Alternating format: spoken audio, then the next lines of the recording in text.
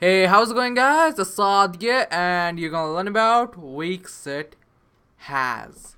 So, it's a has method, as you know by now, that it's return a boolean indicating that is that object exist inside that or not. In this case, it's WeakSet. So, and yeah, keep in mind though, it's work for the prototype.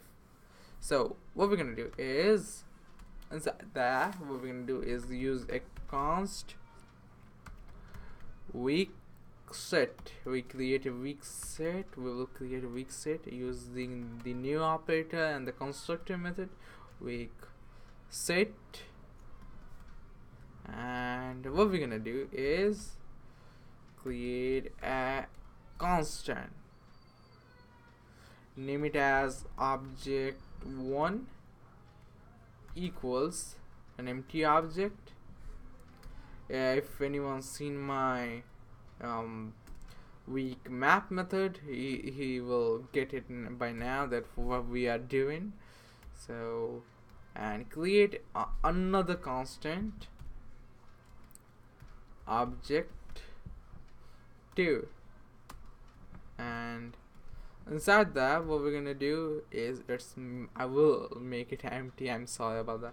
After that what we're gonna do is set and add. Use the add. It has a function, of course. And after that use the add object1 and log in on a console.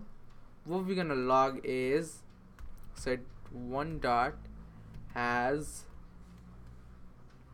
object1. So it's inside it containing that object, so it's gonna say true.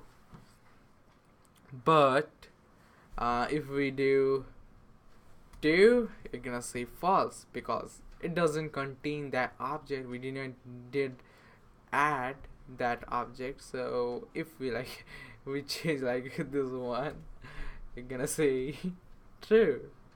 See, that's how it is. So hope you guys enjoy. Thanks for watching. See you guys in the next tutorial.